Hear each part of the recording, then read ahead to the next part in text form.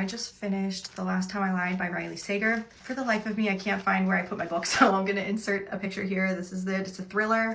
No spoilers. It started a little slow, but it kept my attention well enough through the slow portions, and by the end it definitely picked up and I liked it. I gave it 3.75 stars. I feel like my rating doesn't really reflect that I did actually enjoy it. It's kind of like a scary movie. It's not gonna get like a 5-star whatever, but it's a great one and done summer read. It's definitely got the summer vibes going. It's set in a summer camp, dueling POVs with different time periods of the same characters. Our main character is in camp as a young girl, gets put into a bunk with 3 older girls, and they eventually go missing, and it's this big mystery that like haunts her entire life. Fast forward into the future where she is still traumatized from this event, gets invited back to the camp for like one last hoorah, try to revive the camp, and she actually agrees to go because she wants to figure out what happened to these girls. I really like that the main character is an unreliable point of view. By the end of the book, you probably were suspicious of at least every single character at some point, which I kind of liked. I liked the ending, but I did have some qualms with what happened, and I don't know if I necessarily bought some of the stuff. Now, this is spoilers, so swipe away now if you don't want spoilers. Really enjoyed Vivian's character. It was giving Alison DeLaurentis from Pretty Little Liars for me,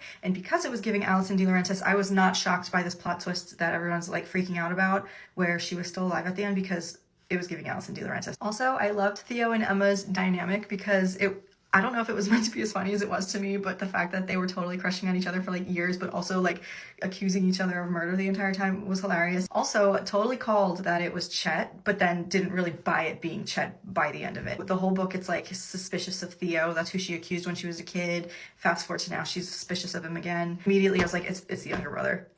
I was kind of right. The second half, it was the younger brother. So his reasoning, I didn't really buy though. I don't know. I guess it makes sense, but to me, it was just like, I wouldn't be doing all that personally. I also thought the asylum was cool for the spooky vibes, but then at the end of the day, it kind of didn't seem to have much of a relevance. Like Vivian's journal was trying to find this asylum for what? She could have hid the body anywhere in these woods, in my opinion. That didn't feel like a strong enough plot point. But like I said, overall, it was a really good one and done read. I needed one of those. I get sucked into series a lot and need a breather, and so this was like the perfect reset, and I really like thrillers. This was my first Riley Sager, so if you have another recommendation of one you like better, let me know. I would definitely check out his other work. So that's it. That's my review.